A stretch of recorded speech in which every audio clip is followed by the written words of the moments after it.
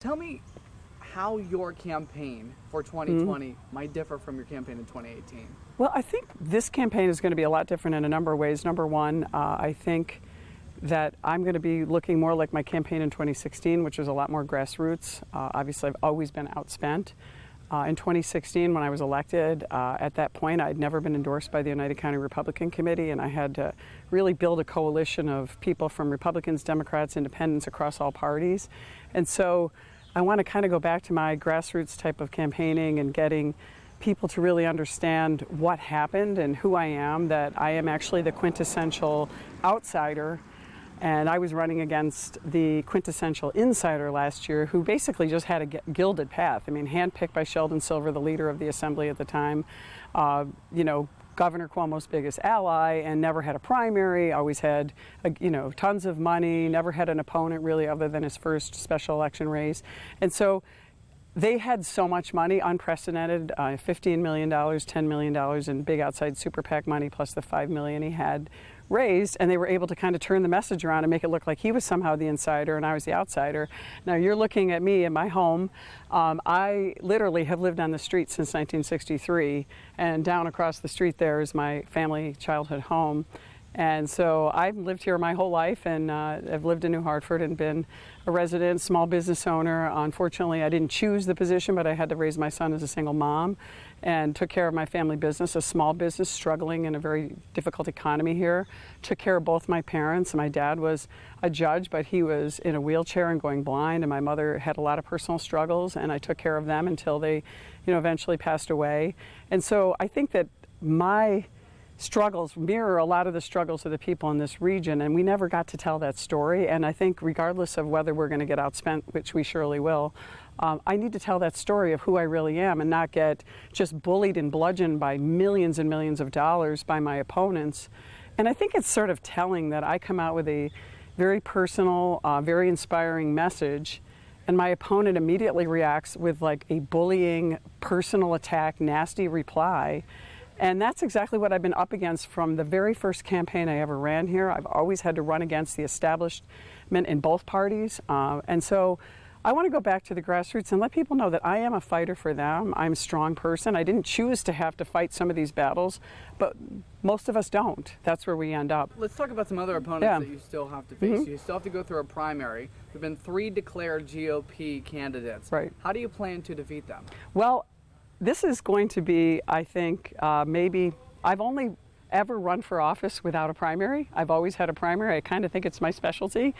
I know how to run a primary. I know the votes are out there for me. Certainly it'll be a challenge. I'm sure the Democrats and Brindisi camp will try to, secretly move in and try to support one of my other opponents just to make, dirty me up for the general election. But that's the nasty campaign that he's already running, and I see that one of my opponents in the southern tier is also already starting personal attacks and running a nasty campaign. We're going to talk about issues again, like I always have, and try to get on top of that. We're not going to have the resources that Brindisi has, but I think I have enough people who know that I have a proven record, and we're gonna try to fight that off. I think we're going to be successful. I'm not so concerned about my opponents in the southern tier, but they're both Republican, or I think there's 3 maybe, right? I'm not sure how many. We'll see how they do raising the money they need to run a primary. The primary at this point looks like June. I had the president's support last time. The president's going to be an important factor in this race. Let's see if they can garner the support of the Republicans nationally and also the president. I think that I'm going to have a leg up on them on that.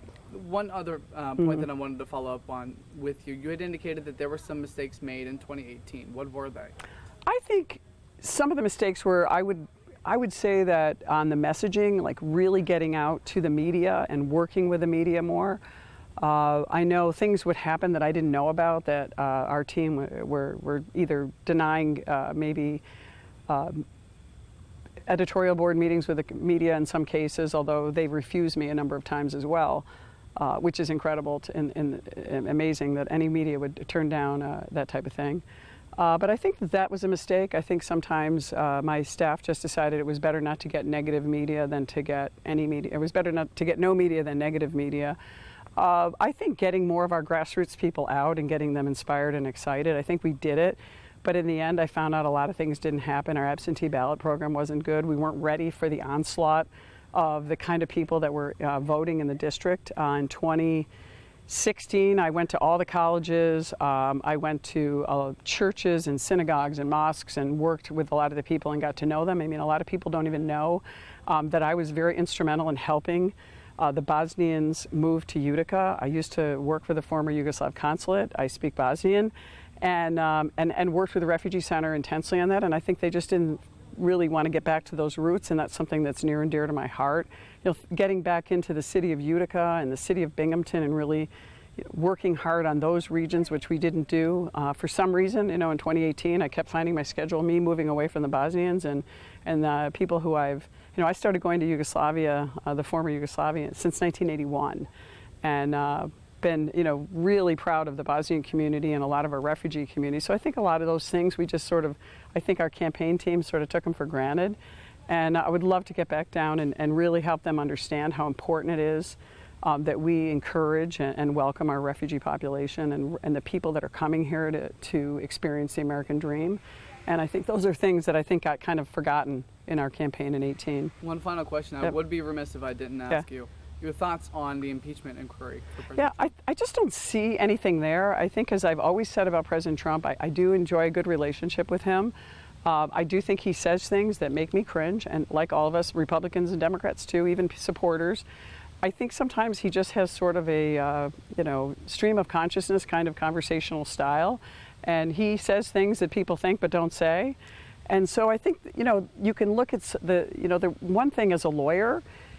The transcript has been released. We keep talking about a whistleblower. The transcript is the best evidence of what was said. Everyone can read it. I don't think there's anything impeachable. There's no high crime and misdemeanor there.